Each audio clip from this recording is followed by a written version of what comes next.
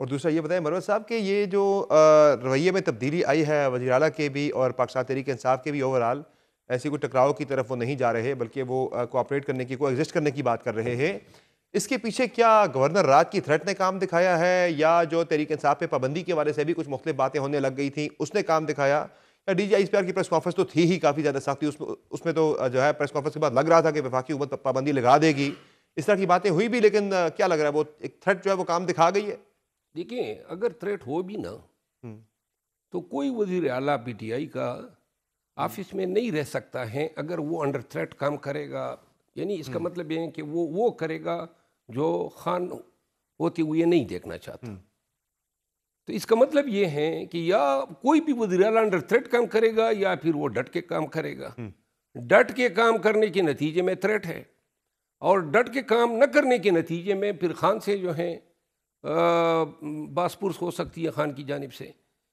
मैं शायद ये देख रहा हूँ, देखिए ये जो मामलात है ना मौजूदा PTI की जो क़यादत बनी हुई है, हम्म, क़यादत है नहीं लेकिन बनी हुई है।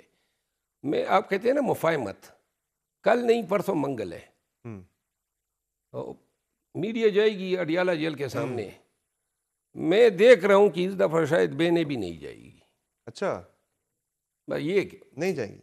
नहीं जाएंगी, यानी क्योंकि इन्होंने आके ये वही उसी CBM का हिस्सा है जो एक तरीके इंसाफ अपना एक रवैया तब्दील कर रही है, अपनी हिकमत अमली तब्दील कर रही मेरा है। ख्याल है ये उसी डर का हिस्सा है। अच्छा, जो एक बदली हुई सियासी हिकमत अमली का हिस्सा, कोई सियासी उसे आप डर कहें बदले या जो, नहीं या है, आप जो उन्होंने मर्जी कहें। कहा है, धमकी दी है कि कोई आएगा तो देखेंगे, हम्म, तो कोई जाएगा ही नहीं। वो जो डी चौक के नारे लगा रहे थे वो कुआट पहुंच गए, तो लिहाजा धमकियों पे अगर कोई काम निकल सकता है, लेकिन ये वक्ती मसले आते हैं या वक्ती मेजर्स है।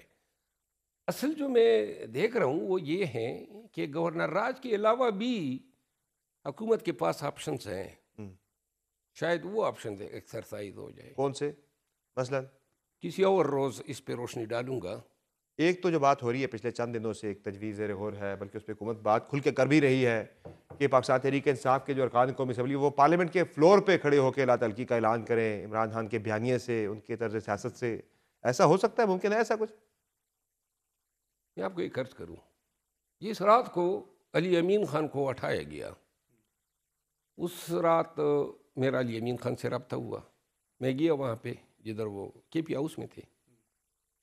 आप यकीन करेंगे कि कोई 35 MPs अली अमीन ख़ान को कह रहे थे कि जी हम आपके साथ हैं, आपने इस्तीफ़ा नहीं देना है। अच्छा, समझ गए? यानी बगावत का एक ऐलान कर नहीं, मैं रहे थे आपको अर्ज़ करूँ, पार्टी की हिकमत अमली। अगर वो शख्स चाहता तो इन MPs को आगे करके कह सकता था कि पार्टी का ये फैसला है कि मैं इस मनसब से इस्तीफ़ा न दूँ। लेकिन जो मैं असल बात समझ रहा हूँ वो ये है कि अली अमीन ख़ान के साथ साथ ये ख्वाहिश शायद और लोगों की थी, तो इस वजह से ये आगे थे।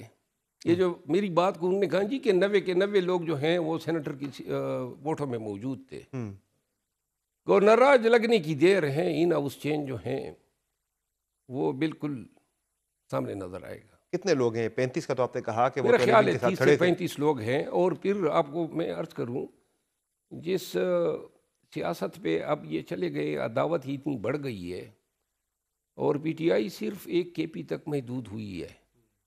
अगर ये चला गया तो फिर जो हैं 35 से ये तादाद सब बनना चाहेंगे वज़ीर आला की पार्टी के लोग, क्योंकि इस निज़ाम ने फिर 3 साल चलना है।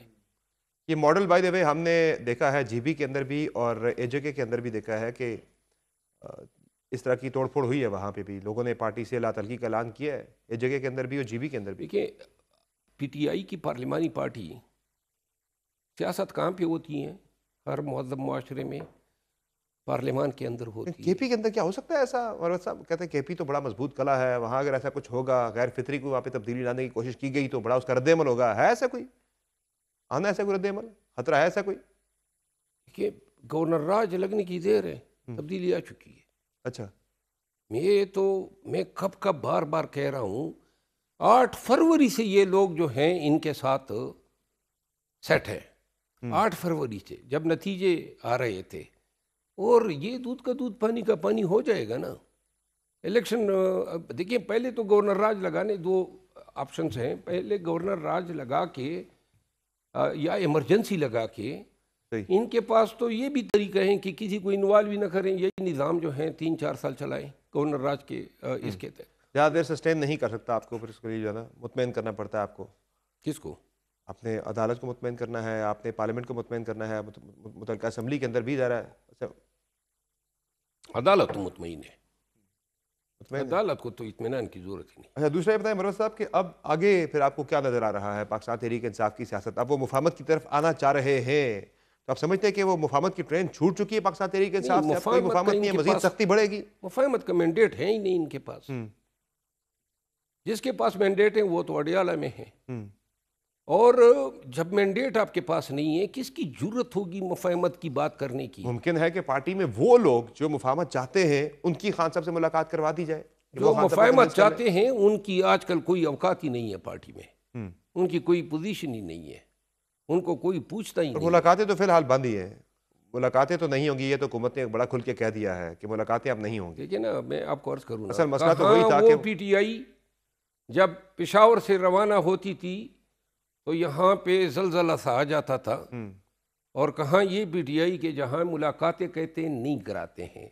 आपने अब अडियाला जेल आना भी नहीं है, और ख़ुद आप एहतजाज में वो जो DGI SPR जो बातें कर रहा था, उसके जवाब में आप कह रहे हैं मफाहमत की बातें।